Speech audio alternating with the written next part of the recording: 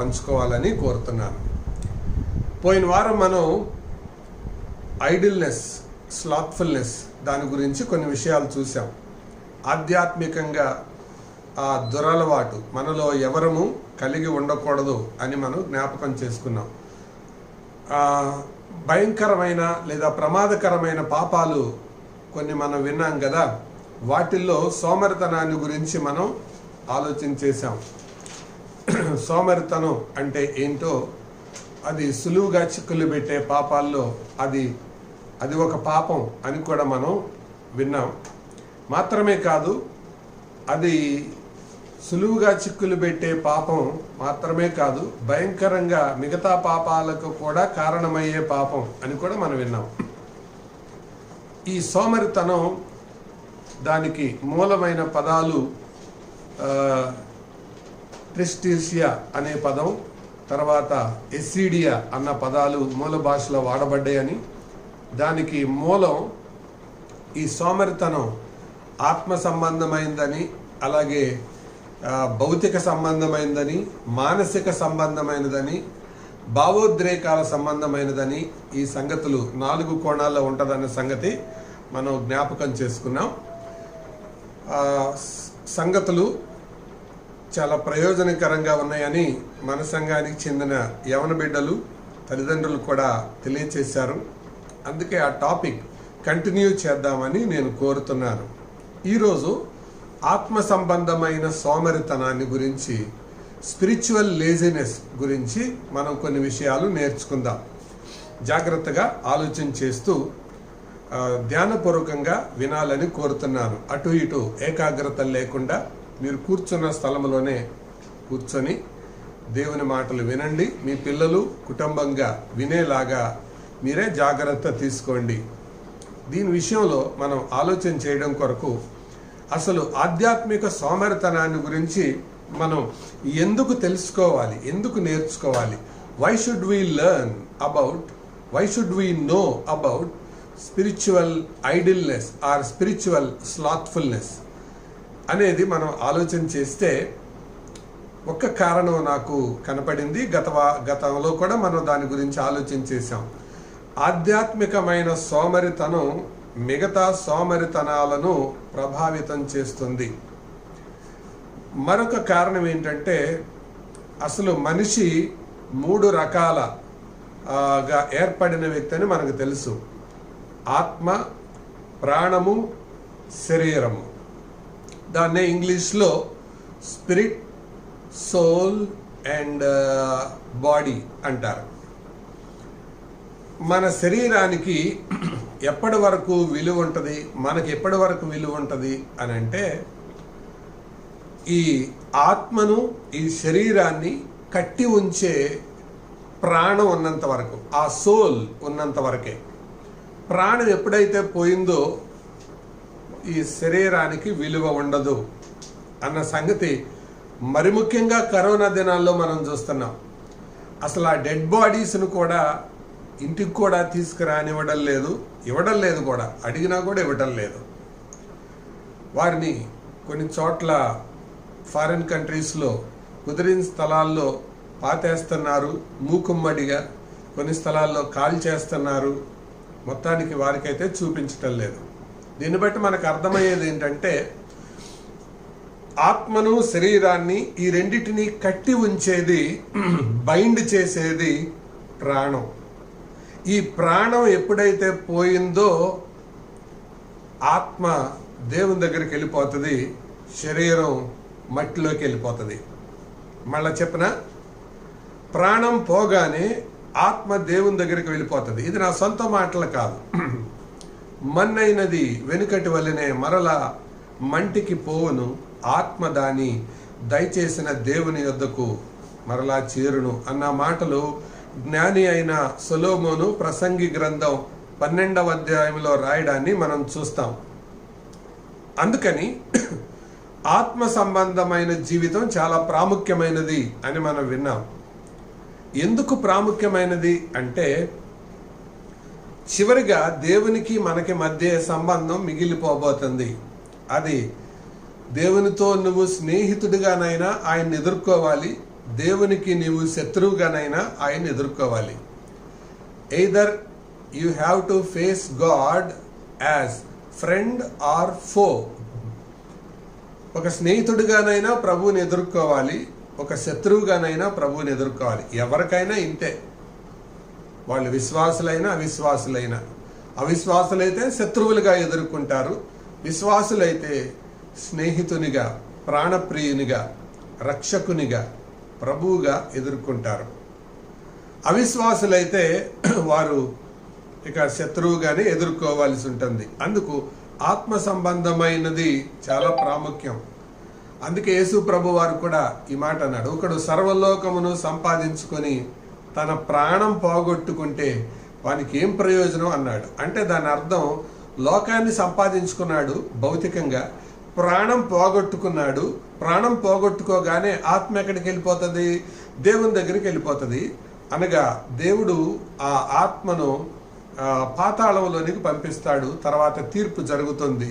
ఈ సంగతులు దేవుని వాక్యంలో స్పష్టంగా రాయబడ్డాయి. కాబట్టి ఆత్మ గురించి చాలా తీవ్రంగా ఆలోచించాలి. అసలు ప్రపంచంలో ఉన్న మతాలన్నీ కూడా చెప్పేది ఆత్మకు చావు లేదు అని, మరణం లేదు. కాబట్టి ఎల్లకాలం దేవునితో ఉండే ఆత్మ కోసం మనం ఎక్కువగా ఆలోచించేయాలి. అందుకనే మా దినములు లెక్కించుట మాకు నేర్పుము అన్న ప్రార్థన ప్రపంచములోనే జ్ఞానవంతుడైన మోషే ఆయన చేశాడు. మాకు జ్ఞాన హృదయం దయచేయము అని కీర్తనల గ్రంథం 90వ కీర్తనలో ఆయన పలకటం మనం చూస్తాం. కాబట్టి జ్ఞాన హృదయం ఉన్నప్పుడే ఆత్మ గురించిన ఆలోచన ఉంటుంది. ఆత్మ గురించి ఎవరైతే ఆలోచించరో వారు అజ్ఞానులు అని అర్థం. లూకాసు వార్త 12వ అధ్యాయంలో ఒక ధనవంతుడు మనకు కనబడతాడు కదా. అతను చేసిన పొరపాటు ఏంటి అంటే, చాలా సంవత్సరాలకు సరిపడినంతగా సంపాదించుకున్నాడు, కానీ అసలు ఆత్మ గురించి మర్చిపోయాడు. అందుకే ప్రాణంతో మాట్లాడుకునే ఆ వ్యక్తిని పరలోకము నుండి వచ్చిన స్వరము ఇలాగ గద్దించింది, వెరివాడ, ఈ రాత్రి నీ ప్రాణమును అడుగుచున్నారు, నీకు కలిగినది ఎవరి వగును అన్న మాట దేవుడు పరలోకం నుంచి ప్రశ్నను సంధించాడు. ఆ తర్వాత ఏం జరిగిందో మనకు తెలియదు. ఒకవేళ చచ్చిపోయాడో, గుండె ఆగిపోయిందో, లేకపోతే హాస్పిటల్లో పడ్డాడో, గిలగిల కొట్టుకున్నాడో, బైబిల్లో మిగతా వివరాలు రాయబడలేదు. కానీ ఎందుకు రాయబడలేదంటే అది అతని దగ్గర ఆగిపోయేది కాదు, దానికి జవాబు ప్రతి మనిషి చెప్పుకోవాలి. అందుకే క్రైస్తవ జీవితం అంటే అర్థం ఏంటంటే, ఈరోజు ప్రభు నన్ను పిలిచిన, ఈరోజు ప్రభు రాకడ వచ్చిన, ధైర్యంగా నేను ఆయనతో ఉండగలను, ఆయనను ఎదుర్కోగలను అని చెప్పగలిగేదే క్రైస్తవ జీవితం. అలాగూ చెప్పలేకపోతే ఆధ్యాత్మికంగా మనం సరిగా లేవు అని అర్థం. ఆధ్యాత్మికంగా సరిగా లేని ఏ వ్యక్తి కూడా ప్రభువుని ధైర్యంగా ఎదుర్కోలేడు. అందుకే ఆధ్యాత్మిక జీవితాన్ని గురించి మనం ఆలోచన చేయాలి. అది ఎల్లకాలం ఉండేది. ఒకవేళ విలువతో చెప్పాలంటే అది ₹1,00,00,000 విలువ లాంటిది. భౌతిక జీవితం ₹100 విలువ లాంటిది. ఎందుకంటే జీవితం 100 ఏళ్ల పంట అని అంటారుగా, పెళ్ళి 100 ఏళ్ల పంట అంటారుగా, సంసారం, కుటుంబం 100 ఏళ్ళు ఉండేది. మరి నిత్యత్వం, ఆత్మ ఎల్లకాలం ఉండేది. అందుకే అది ₹1,00,00,000తో సమానం, ఇది ₹100తో సమానం. అసలు రెండింటికి పోలికే లేదు. చాలాసార్లు మనం ₹1,00,00,000 గురించి ఆలోచించకుండా ₹100 దాని గురించి ఎక్కువ ఆలోచిస్తుంటాం. ₹100 నోటు గురించి ఎక్కువ ఆలోచిస్తుంటాం.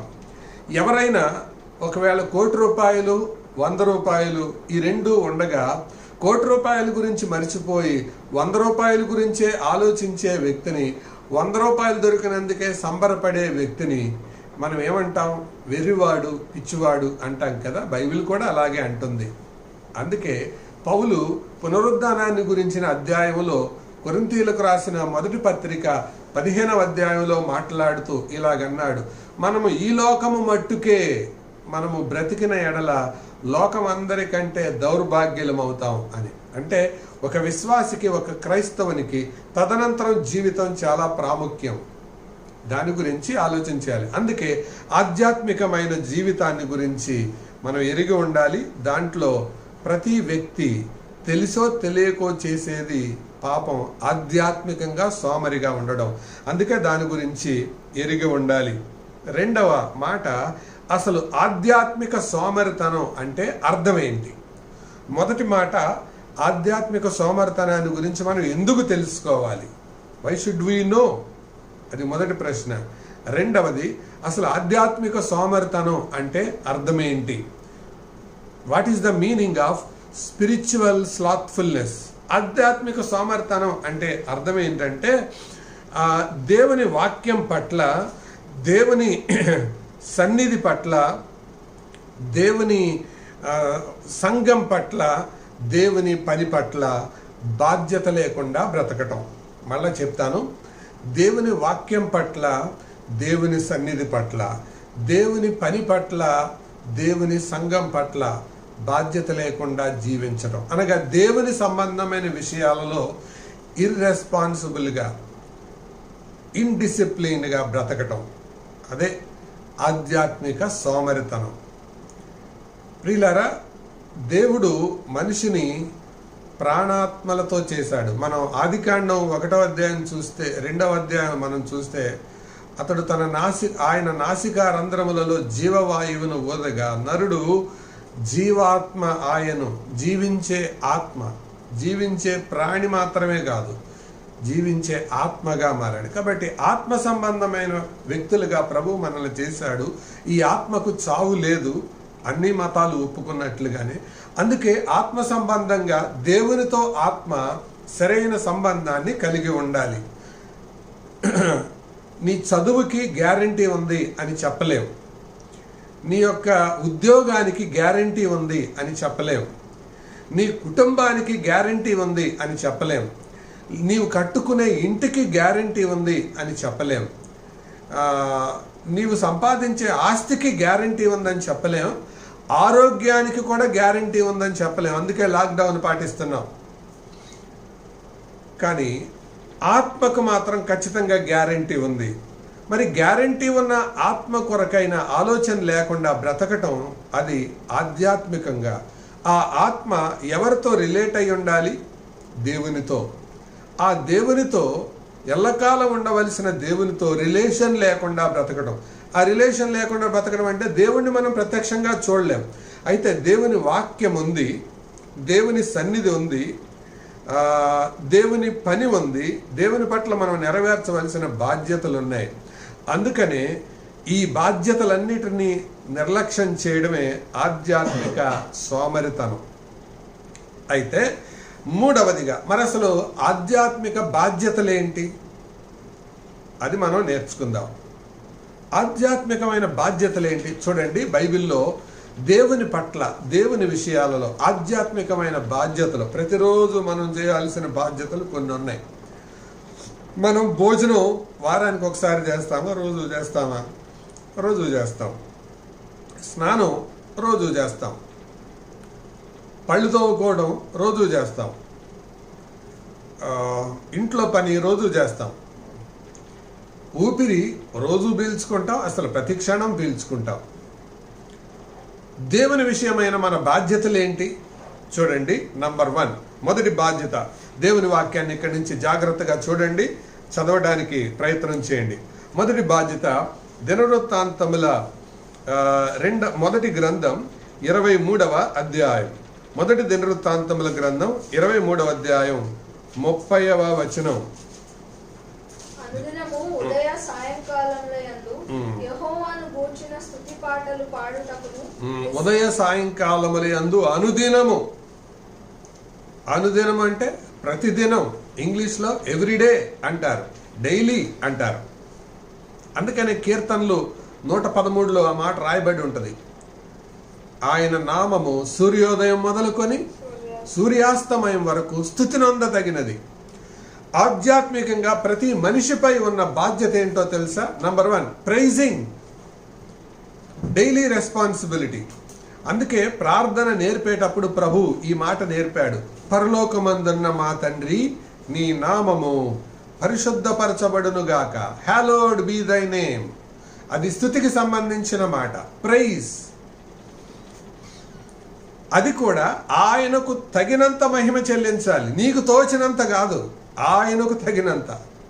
ఈ మాట చెబుతుండగా, ఆలోచిస్తుండగా నాకు భయం కలుగుతుంది. మనకు తోచినంత చెప్పి మనం మౌనం అయిపోతాం. కానీ బైబిల్ చెప్పేది ఆయనకు తగిన మహిమ, ఆయనకు తగిన స్తుతి గురించి మాట్లాడుతుంది.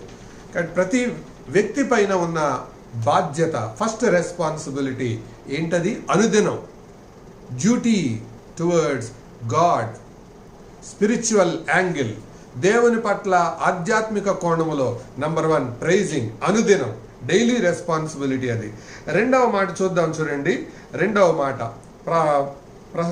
సామెతల గ్రంథం 8వ అధ్యాయం, సామెతలు 8:34. సామెతల గ్రంథం 8వ అధ్యాయం 34వ వచనం. అనుదినము నా గడప యొద్ద కనిపెట్టుకొని, అనుదినము నా గడప యొద్ద కనిపెట్టుకొని, నా ద్వారబంధముల యొద్ద కాచుకొని నా ఉపదేశము వినువారు ధన్యులు. వెయిటింగ్ అంటారు దీన్ని. మొదటిది ప్రైజింగ్, దేవునిని స్తుతించాలి. రెండవది, ప్రతి విశ్వాసి, ప్రతి వ్యక్తి దేవుడు తనతో ఏం మాట్లాడతాడో ఆయన గడప దగ్గర కనిపెట్టుకోవాలి, ఆయన గుమ్మం దగ్గర కనిపెట్టుకోవాలి, ఆయన ఇచ్చే ఉపదేశాన్ని తీసుకోవాలి. అంటే దీని అర్థం, దేవుడు నీతో మాట్లాడకుండా నువ్వు మరొక మనిషితో మాట్లాడకూడదు. దేవుడు నీతో మాట్లాడకుండా, దేవుని దగ్గర నుంచి నువ్వు మెసేజ్ పొందకుండా నువ్వు మరొక వ్యక్తితో కాన్వర్జేషన్కి దిగకూడదు. అనుదినము, that is a responsibility, spiritual angle. మొదటిది ప్రైజింగ్, రెండవదిగా వెయిటింగ్, ఆయన కొరకు కనిపెట్టుకోవాలి. మూడవ బాధ్యత చూడండి, నంబర్ 1 3 దానియేలు గ్రంథం 6వ అధ్యాయం 10-13 వచనాలు. దానియేలు గ్రంథం 6వ అధ్యాయం 10-13 వచనాలు మనం చూస్తే, దానియేలు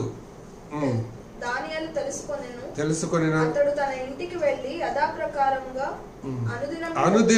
అనుదినము ముమ్మారు మోకాళ్ళుని తన ఇంటి పైగది కిటికీలు యెరూషలేము తట్టునకు తెరవబడి ఉండగా. చాలు, అంత మటుకు చాలు.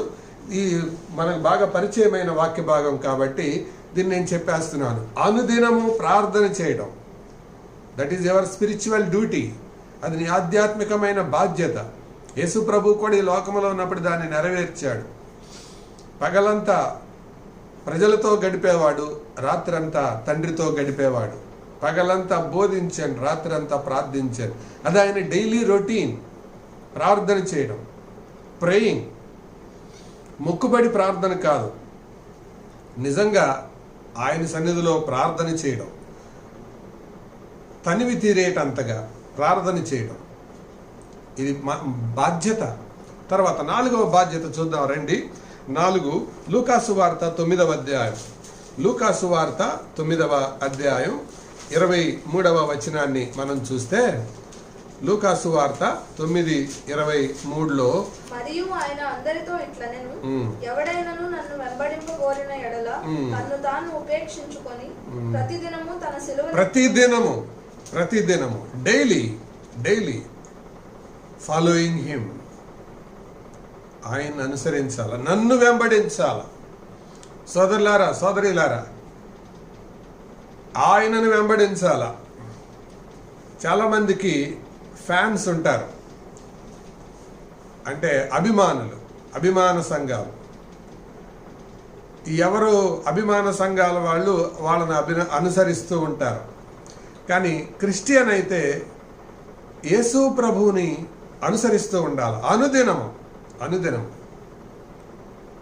అది డైలీ ఎక్స్పీరియన్స్ అవ్వాలి.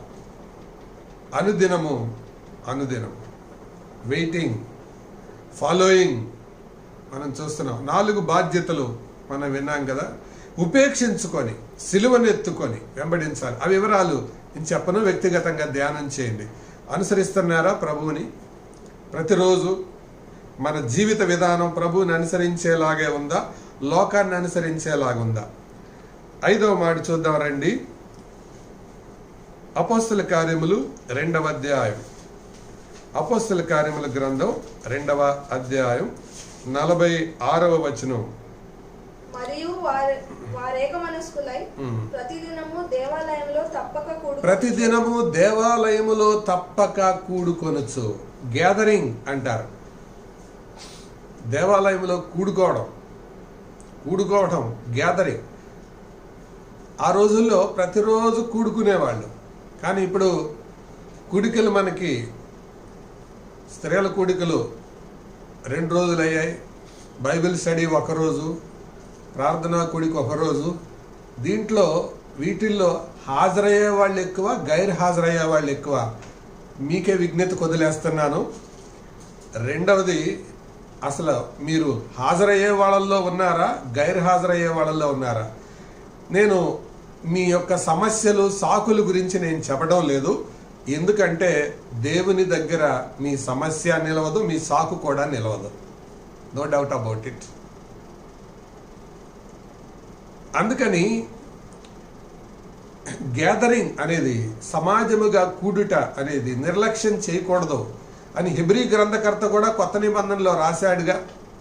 ఆ దినము సమీపించుట మీరు చూచుకొలది, సమాజముగా కూడుట మానక మరి ఎక్కువగా అలాగు చేయొచ్చు అన్న పదాలు కనపడ్డాయిగా. కూడికలు ఎక్కువ చేసుకోవాలి.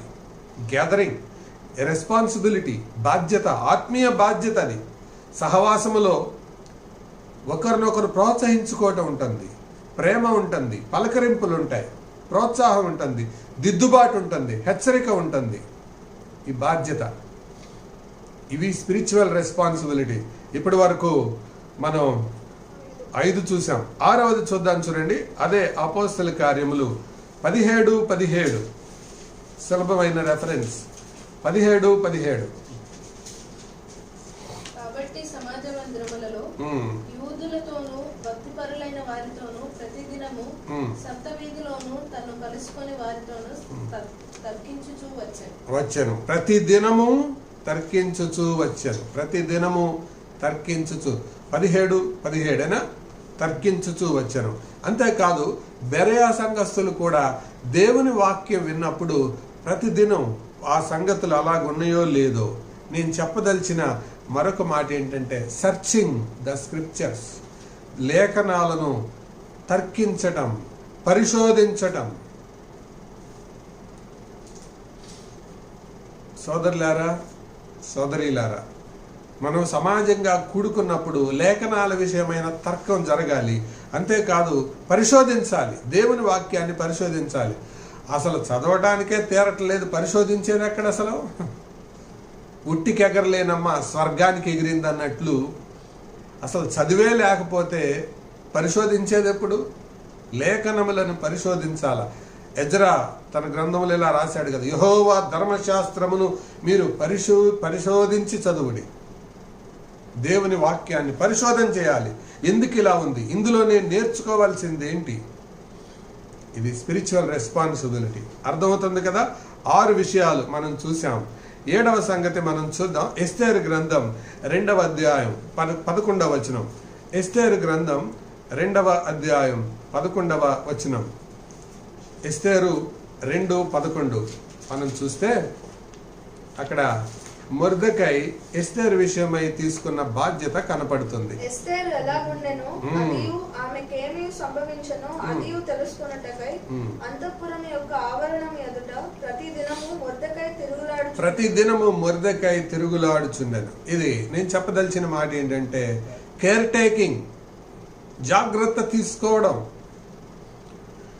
రక్షించబడిన తరువాత మనము మన సహోదరుల గురించి, మన సహోదరీల గురించి ఆరా తీసే వాళ్ళమై ఉండాలి, తెలుసుకునే వాళ్ళమై ఉండాలి. నా మట్టుకు నాకు చాలు, నా అంతట నేనుంటే చాలు, ఐడిల్నెస్ కాదు. దేవుని మిగతా విషయాలు ఐడియల్గా ఉండొచ్చు కానీ ఐడిల్గా ఉండకూడదు. మాదిరిగా ఉండొచ్చు కానీ ఒంటరిగా ఉండకూడదు.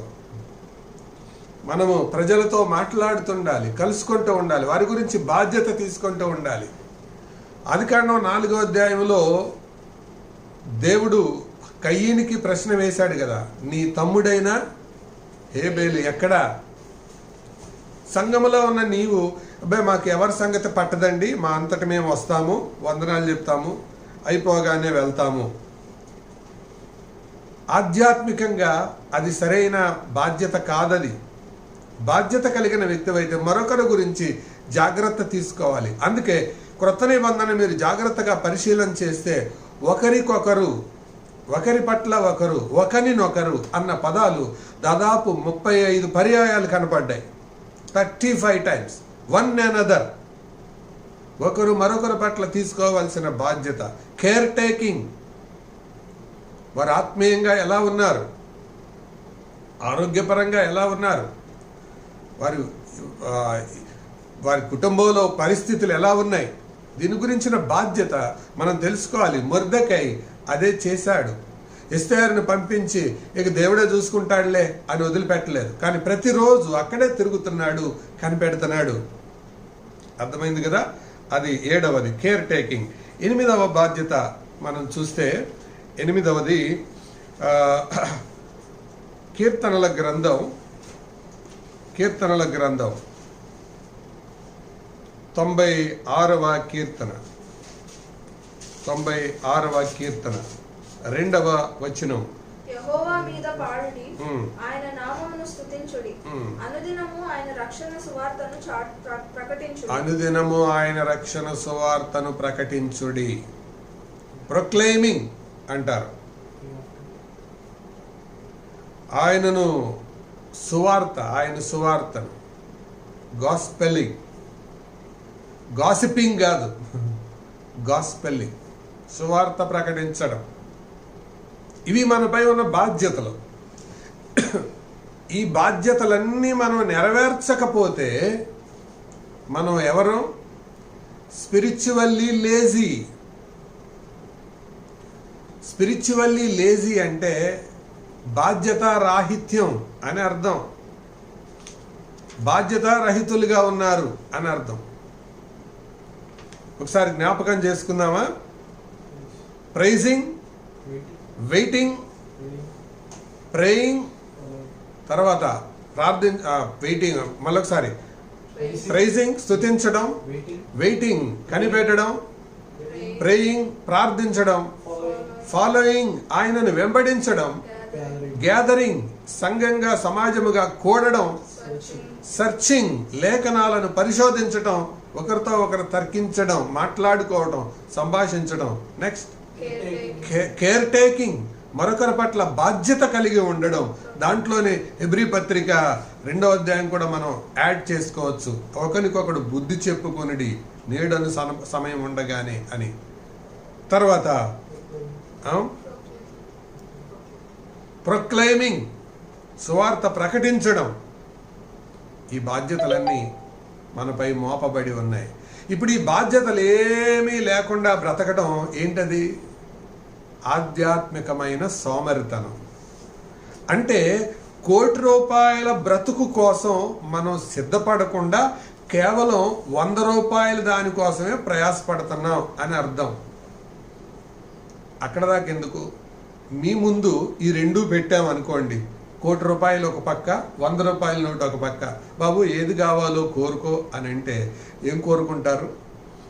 చాలామంది ₹1,00,00,000 కోరుకుంటారు. కొద్దిగా తెలివి కలిగిన వాళ్ళు రెండూ కావాలండి అని కోరుకుంటారు. కానీ ₹1,00,00,000 నాకు అక్కర్లేదండి, ₹100 చాలండి అని ఎవరు అనరు. అలా అన్నాడంటే ఆ వ్యక్తి పరిపక్వత లేని వ్యక్తి, లేకపోతే వివేకం లేని వ్యక్తి అని మనం అర్థం చేసుకోవచ్చు. రెండిటినీ సమతుల్యంతో మనం సాగించుకోవాలి. ₹100 గురించి జాగ్రత్త తీసుకోవాలి, ₹1,00,00,000 గురించి జాగ్రత్త తీసుకోవాలి.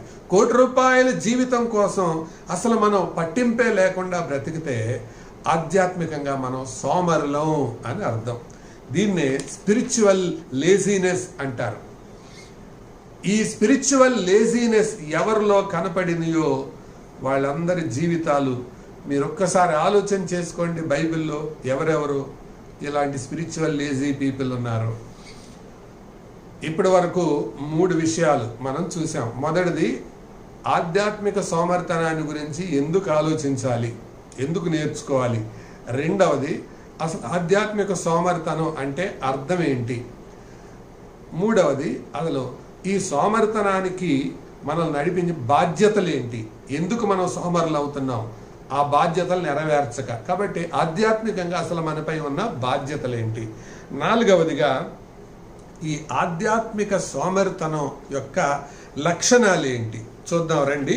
ఆధ్యాత్మిక సోమరితనం యొక్క లక్షణాలు దేవుని వాక్యములో మనం గమనించిన తర్వాత ఇలాగ క్రోడీకరించుకోవచ్చు. వాళ్ళల్లో కనపడేది ఇర్రెస్పాన్సిబిలిటీ, బాధ్యతారాహిత్యం. బాధ్యత ఉండదు, దేవుని విషయాల్లో బాధ్యత ఉండదు, తర్వాత వాక్యం విషయంలో బాధ్యత ఉండదు, సంఘం విషయంలో కూడా బాధ్యత ఉండదు. తర్వాత రెండవదిగా ఇండిసిప్లిన్, ఆధ్యాత్మికమైన క్రమశిక్షణ ఉండదు. ఇండిసిప్లిన్. మూడవదిగా అన్టైమింగ్, లేకపోతే అన్టైమ్లీ అంటారు. అనగా సమయ పాలన ఉండదు. వాళ్ళకంటూ టైం టేబుల్ ఏ ఉండదు. ఈ టైంలో నేను చెయ్యాలి, ఈ సమయాన్ని దీన్ని కేటాయించాలి, సమయ పాలన వాళ్ళకు ఉండదు. తర్వాత మరొకటి మనం చూస్తే ఇండిఫరెన్స్ వాళ్ళల్లో కనబడుతుంది. అనగా ఆ విచక్షణ లేకపోతే ఒక విచిత్రమైన స్వభావం, పట్టి పట్టనట్లు ఉండే తత్వం వారిలో కనబడుతుంది. తర్వాత డిజొబీడియన్స్, అవిధేయత వారిలో కనబడుతుంది. ఆ తర్వాత ల్యాక్ ఆఫ్ గోల్, గురిలేనితనం కనబడుతుంది. ఇవి ఆధ్యాత్మిక సోమరుల యొక్క లక్షణాలు. అందుకే మనం ఒక పాటలో కూడా పాడతాం కదా, గురిలేని పోరాటములో గడుపుచుంటివేమో కాలం, విశ్వాసి నీలో నీవే విమర్శ చేసుకొనుము, విశ్వాస పూరిత హృదయం ఉండెనేమో లేదో నీకు. కాబట్టి ఆధ్యాత్మిక సోమరితనం చాలా భయంకరమైంది ప్రియులారా. అందుకే దైవజనులు పాట రాసినప్పుడు ఆ పాటలో క్షమాపణ నిన్ను వేడుచున్నాను అన్న పాటలో ఆయన రాసిన చరణం ఒకటి మరి మీకు గుర్తుండే ఉండాలి. అదేంటంటే, ఆత్మీయ సోమరితనము నుండి పొందితి నిన్నో ఆత్మ నష్టములను ఆత్మాదేవ సమకూర్చుము అని.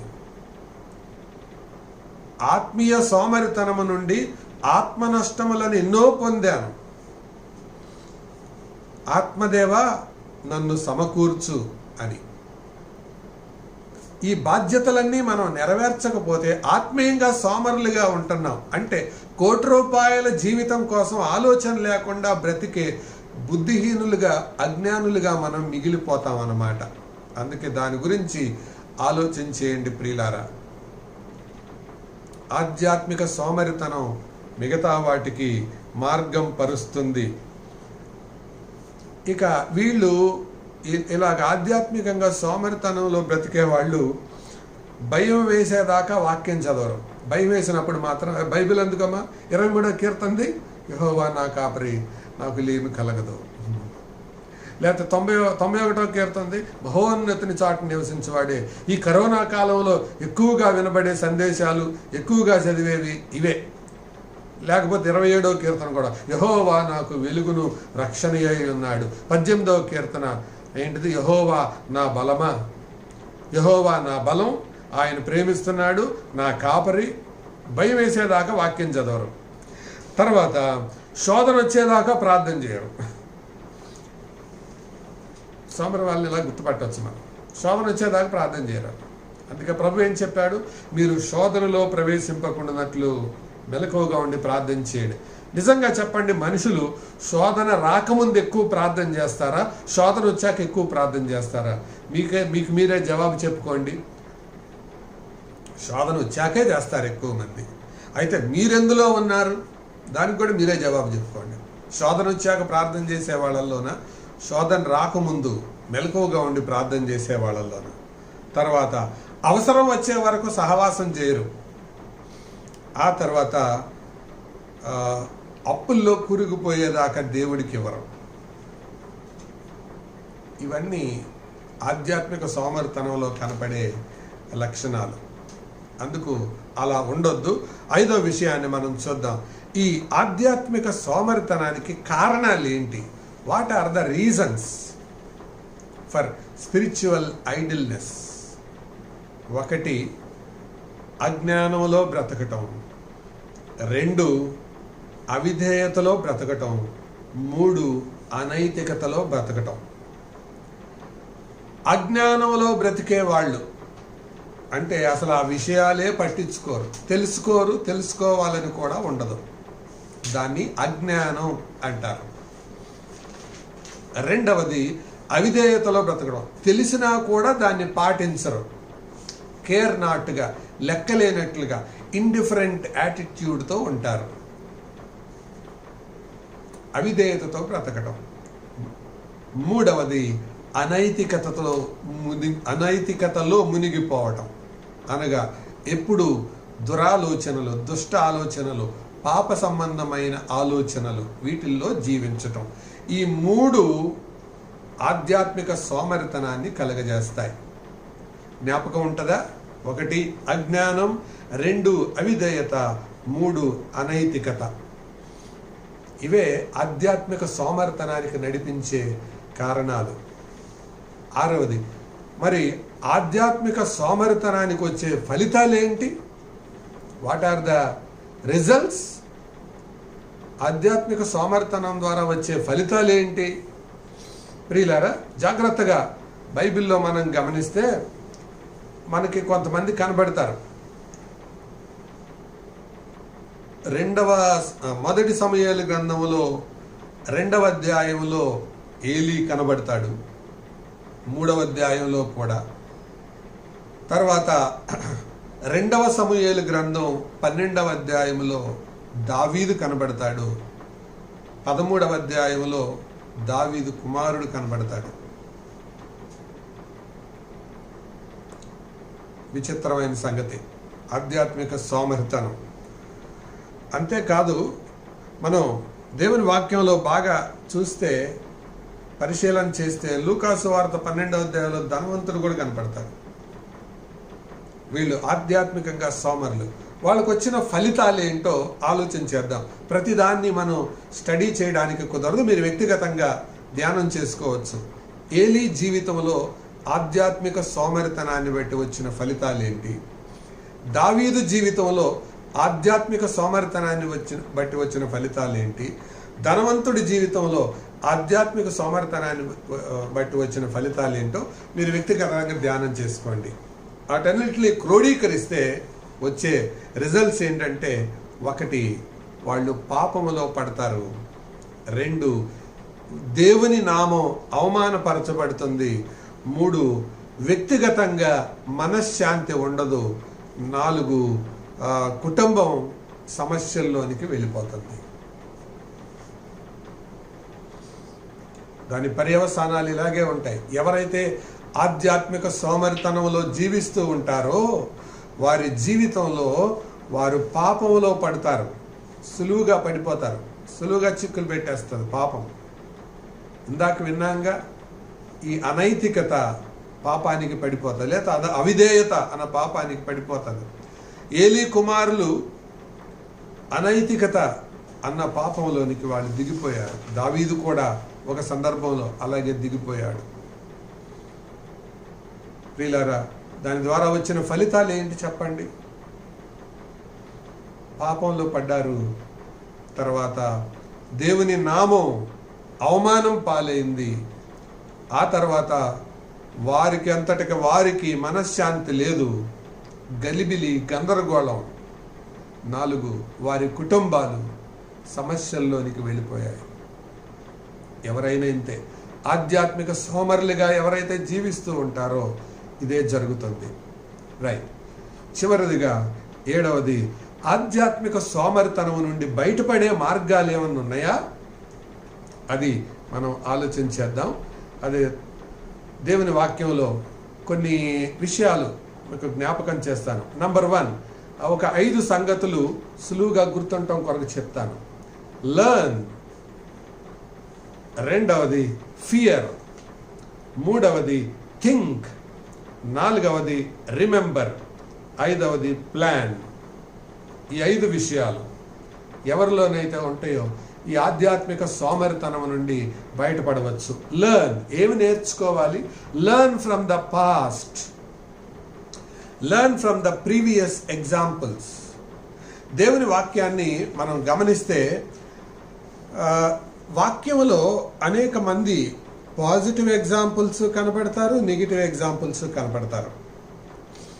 ఇప్పటి వరకు మనం పర్యవసానాల్లో నెగిటివ్ ఎగ్జాంపుల్స్ చూసాం కదా, అనగా ప్రతికూలమైన ఉదాహరణలు. ఇప్పుడు సానుకూలమైన ఉదాహరణలు మనం చూద్దాం. అపోస్తల కార్యాల గ్రంథం జాగ్రత్తగా మనం ఆలోచన చేస్తే అందులో కొంతమంది వ్యక్తులు కనబడతారు. అపోస్తల కార్యాల గ్రంథంలో మొదటి 12 అధ్యాయాల్లో పేతురు డామినేటింగ్ క్యారెక్టర్, 13 నుండి 28 అధ్యాయాల్లో పౌలు డామినేటింగ్ క్యారెక్టర్. ఇద్దరు గొప్ప అపోస్తలులు, పెద్ద అపోస్తలులు. మొదటి 12 అధ్యాయాల్లో పేతురు, 13 నుంచి 28 అధ్యాయాల్లో పౌలు. వీళ్ళిద్దరూ డామినేటింగ్ క్యారెక్టర్స్. అయితే మనము పేతురంతట వాళ్ళం కాలేము, పౌలంతట వాళ్ళం కాలేము. కానీ సామాన్యమైన వాళ్ళు, చిన్న చిన్న వాళ్ళు, అప్పుడే అక్కడే కనపడి ప్రయోజనకరంగా బ్రతికిన వాళ్ళు కొద్దిమంది ఉన్నారు. మీరు నోట్ చేసుకుంటే త్వరగా నోట్ చేసుకోండి, నేను చెప్తాను. Number 1 Philip. అపోస్తల కార్యములు 8వ అధ్యాయం 35-36 వచనాల్లో కనపడతాడు. సువార్తికుడిగా, సువార్త చెప్పే వ్యక్తిగా కనపడతాడు. సువార్త చెప్పడం చూడండి. అతడు ఆ పని చేయడం వలన నపుంసకుడు, అతడు రక్షించబడ్డాడు. దాని ద్వారా ఇథియోపియా ప్రాంతం మొత్తం సువార్తమయమైంది. ఇథియోపియాకి నపుంసకుడే మిషనరీగా మారాడు. చిన్న పని, సువార్త చెప్పాడు. ఆ సువార్త కూడా సొంత మాటలతో చెప్పలా, అతను చదువుతున్న యెషయా గ్రంథాన్ని అర్థమయ్యేలాగా చెప్పాడు. ఈ పని చేయలేమా మనం? అది వాళ్ళ జీవితంలో నుంచి నేర్చుకోవాలి. రెండవది 9వ అధ్యాయంలో 10వ వచనంలో అపోస్తల కార్యాల్లోని అననీయ కనబడతాడు. అననీయ ఏం చేశాడు అంటే, అప్పటికే 2 ప్రభువు చేత పట్టబడిన సౌలును నడిపించాడు, సరైన మార్గంలోకి నడిపించాడు, తిన్ననిదనబడిన వీధిలోనికి. అనగా పౌలు తిన్ననిదనబడిన వీధిలోకి వచ్చాడు, కానీ ఇంకా తిన్నగా కాల. వచ్చిన వీధి మాత్రం తిన్ననిదనబడిన వీధే, కానీ అతను తిన్నగా చేయడానికి ఆ వీధిలో ఉన్న సౌలు దగ్గరికి అననీయాని పంపించాడు. ప్రార్థించాడు, సలహాలు ఇచ్చాడు, బలపరిచాడు. ప్రియులారా, అననీయ లాంటి పని మనం చేయలేమా? ప్రోత్సహించాలి. తర్వాత 3వదిగా అదే అపోస్తల కార్యాలు 9వ అధ్యాయం 26వ వచనంలో చూస్తే బర్నబా కనపడతాడు. బర్నబా చేసిన పని ఏంటి?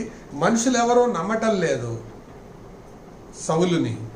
అప్పుడు తను సౌలు తరపున వకాల్దా పుచ్చుకొని ఈయనే రికమెండేషన్ చేసి, సిఫారసు చేసి మిగతా వాళ్ళకి పరిచయం చేశాడు. ఒక క్రొత్త వ్యక్తిని సంఘములోనికి కలిపే పని, సంఘములోనికి పరిచయం చేసే పని, అది మనం చేయలేమా? సువార్త చెప్పి మార్చాడు ఫిలిప్. తర్వాత అననీయ సలహా ఇచ్చి బలపరిచి పౌలుని తిన్ననిదనబడిన మార్గంలో, ఆ వీధిలో ఉన్న వ్యక్తిని మార్గంలోకి తీసుకొచ్చాడు. ఆ తర్వాత బర్నబా సంఘములోనికి తీసుకొని వచ్చాడు, సంఘానికి పరిచయం చేశాడు. అదే 9వ అధ్యాయం 36వ వచనానికి మీరు వస్తే అందులో తబిత అని ఆవిడ కనబడుతుంది. ఆవిడ సత్క్రియలు చేసే వ్యక్తిగా ఉంది. She was busy. ఆవిడేం పెద్ద ప్రసంగికురాలు కాదు, సత్క్రియలు చేసేది. విధవరాలు, అలాగే శిష్యురాలు అన్న మాట అక్కడ కనబడుతుంది. కానీ సత్క్రియలు చేసే వ్యక్తిగా మనం చూస్తున్నాం. ఎంతమందిని ప్రభావితం చేసిందండి ఆవిడ. ఈ పని చేయలేమా మనం? ఈ చిన్న చిన్న వ్యక్తులను మనం పురికొల్పుగా దేవుడు తన గ్రంథంలో రాశాడు. పౌలు లాగా, పేతురులాగా గొప్ప గొప్ప పరిచర్యలు చేయలేకపోవచ్చు. వాళ్ళల్లో నుంచి నేర్చుకుందాం. నెగిటివ్ ఎగ్జాంపుల్స్ ఉన్నారు, పాజిటివ్ ఎగ్జాంపుల్స్ ఉన్నారు. వారిలో నుంచి మనం నేర్చుకుందాం, పాటిద్దాం. అది ఆశీర్వాదకరమైన జీవితం. రెండవ మాట, ఫియర్ ద లార్డ్. దేవునికి భయపడడం. అసలు సామెతల గ్రంథం యొక్క సారాంశమే అది కదా. గత క్లాసులో మనం విన్నాం, యెహోవా యందు భయభక్తులు కలిగి ఉండుట జ్ఞానమునకు మూలం. మొదటి అధ్యాయం 7వ వచనం అనుకుంటాను, సామెతలు 1:7. ప్రసంగి గ్రంథం యొక్క కన్క్లూజన్, ముగింపు మాట ఏంటి? ఇదంతా విన్న తర్వాత తేలిన ఫలితార్థం ఇదే, దేవుని యందు భయభక్తులు కలిగి ఆయన త్రోవల యందు నడుచుకునుట ఇదే మానవ కోటికి విధి అన్నారు. సామెతల గ్రంథానికి బిగినింగ్ లో చెప్పారు, ప్రసంగి గ్రంథానికి ఎండింగ్ లో చెప్పారు. రెండు గ్రంథాలు రాసిన వ్యక్తి ఎవరు? సొలొమోనే, జ్ఞాని. కాబట్టి జీవిత పరమార్థం దేవునికి భయపడడం.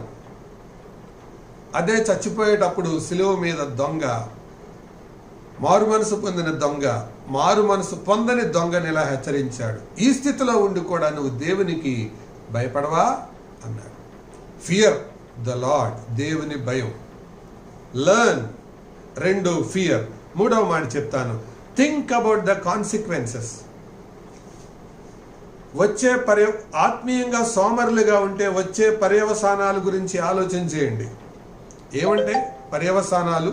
రండి, పేతురు 2వ పత్రిక 1వ అధ్యాయం. పేతురు 2వ పత్రిక 1వ అధ్యాయం 8వ వచనాన్ని చూద్దాం. రండి, 1:8. విస్తరించిన ఎడల అవి మన ప్రభువైన యేసుక్రీస్తును గూర్చిన అనుభవ జ్ఞాన విషయములో మిమ్మల్ని సోమరులైనను నిష్ఫలులైనను కాకుండా చేయను. సోమరులు కాకుండా చేస్తాయి, నిష్ఫలులు కాకుండా చేస్తాయి. ఏవి అక్కడ చెప్పాడు పైన. 5వ వచనం నుండి చూస్తే, పూర్ణ జాగ్రత్త గలవారై విశ్వాసమందు సద్గుణమునందు జ్ఞానమునందు ఆశా నిగ్రహమునందు సహనమునందు భక్తి యందు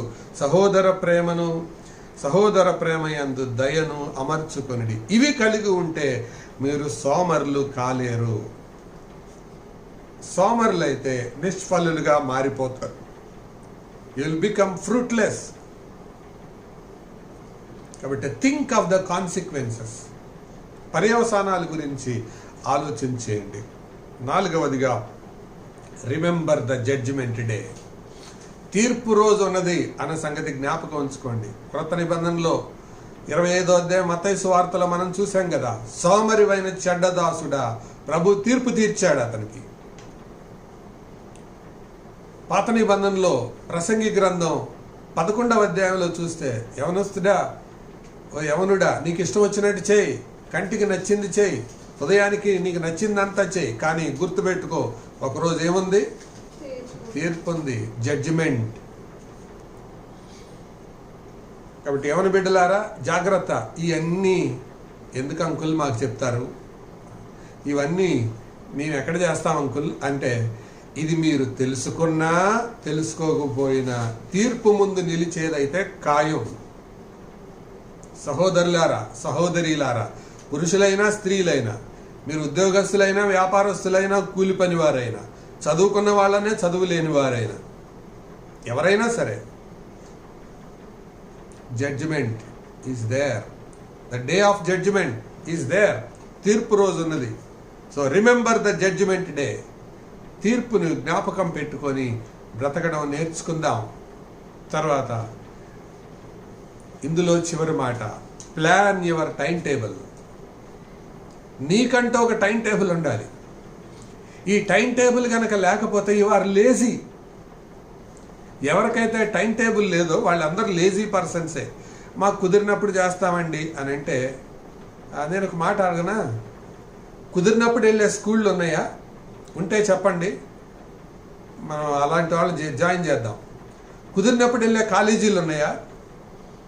వీలైనప్పుడు రాసే ఎగ్జామ్స్ ఉన్నాయా? ఒక ఎగ్జామ్ ఉంటే దానికి టైం టేబుల్ ఉంటుంది, ఒక స్కూల్ ఉంటే దానికి టైం టేబుల్ ఉంటుంది, ఒక వర్క్ ఉంటే దానికి టైం టేబుల్ ఉంటుంది. టీచర్కి టైం టేబుల్ ఉంటుంది, స్టూడెంట్కి టైం టేబుల్ ఉంటుంది, ఎంప్లాయీకి టైం టేబుల్ ఉంటుంది. విచిత్రం ఏంటంటే టైం టేబుల్ లేనిది విశ్వాసులకే. అంటే చూడండి, 100 రూపాయల నోటు కోసం ఎంత జాగ్రత్తగా బతుకుతున్నారో, 1 కోటి రూపాయల కోసం ఆలోచన లేకుండా బ్రతుకుతున్నారు.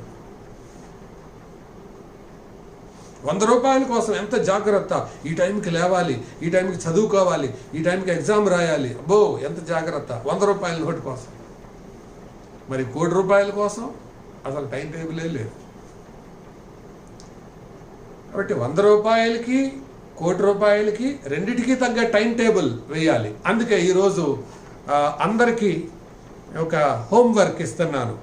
ఉండేదో హోమ్లో, ఆ హోమ్లో ఉండి వర్క్ చేయండి. చేసి పర్సనల్గా నా వాట్సాప్ నంబర్కి ఇది పెట్టండి. ఏంటంటే అది నేను 7 విషయాలుగా మానవ జీవితాన్ని విభజించాను, లేకపోతే మనం అనుసరించవలసిన అంశాలు. జాగ్రత్తగా రాసుకోండి. అది నంబర్ 1, వాక్య ధ్యానానికి ఎంతసేపు. 2వది ప్రార్థనకి ఎంతసేపు.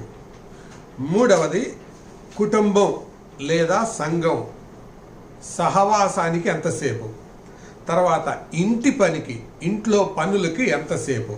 తర్వాత నీ చదువు కోసం ఎంతసేపు, లేదా నీ ఉద్యోగం కొరకు ఎంతసేపు. ఆ తర్వాత నీ విశ్రాంతి కొరకు, నీ నిద్ర కొరకు ఎంతసేపు. ఆ తర్వాత సరదాగా కుటుంబంతో, లేకపోతే స్నేహితులతో, లేకపోతే విశ్వాసులతో ఒక స్నేహపూర్వకమైన వాతావరణంలో గడపటం కొరకు ఎంతసేపు. మరలా చెప్తున్నాను, వాక్య ధ్యానానికి ఎంతసేపు, ప్రార్థన కొరకు ఎంతసేపు, సహవాసానికి ఎంతసేపు, ఇంటి పనికి ఎంతసేపు, చదువుకోవడానికి లేదా ఉద్యోగం చేయడానికి ఎంతసేపు, విశ్రాంతికి లేదా నిద్రకి ఎంతసేపు, సరదా ఫన్ టైం దాని కొరకు ఎంతసేపు. ఈ 7 వచ్చినాయి. ఈ 7 విషయాలకు ఎంతసేపో టైం టేబుల్, అందుకే ఎన్ని గంటలు కేటాయించవచ్చో టైం టేబుల్ వేసి నాకు ఫోటో తీసి వాట్సాప్కి పెట్టండి. చర్చ్ గ్రూప్లో పెట్టొద్దు, స్త్రీల గ్రూపులో పెట్టొద్దు, పురుషుల గ్రూపులో పెట్టొద్దు, చర్చ్ గ్రూప్లో పెట్టొద్దు. నా పర్సనల్ నంబర్కి వాట్సాప్ పెట్టండి. 2 టైం టేబుల్స్ వేయండి.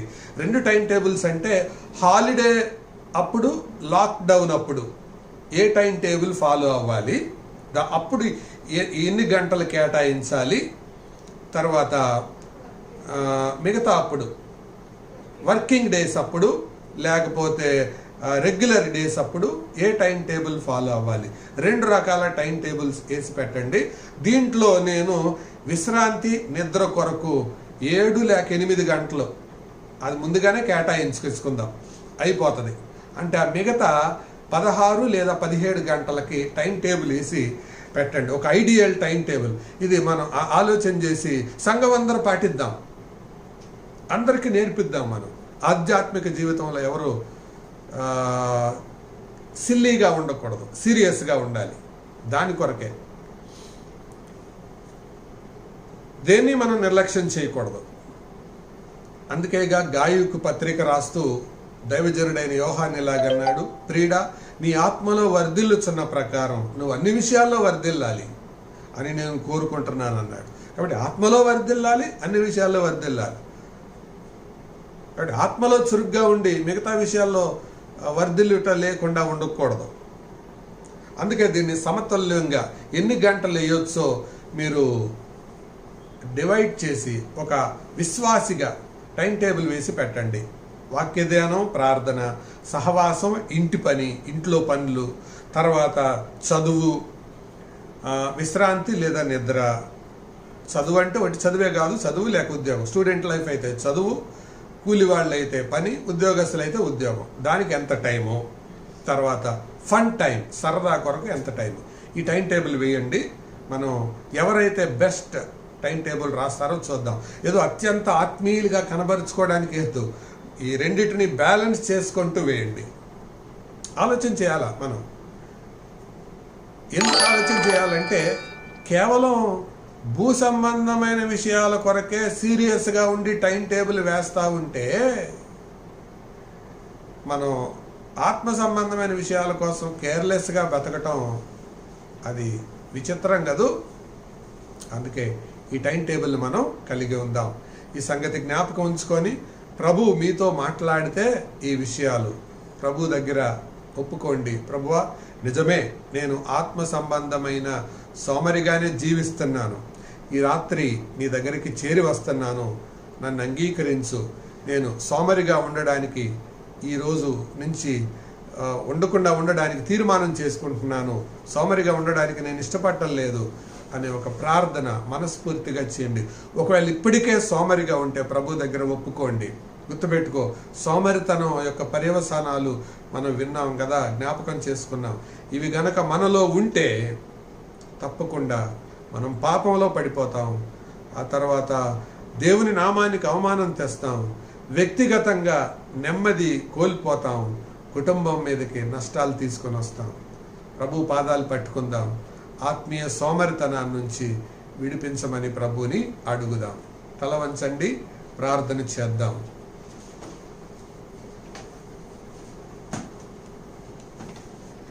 ప్రార్థన.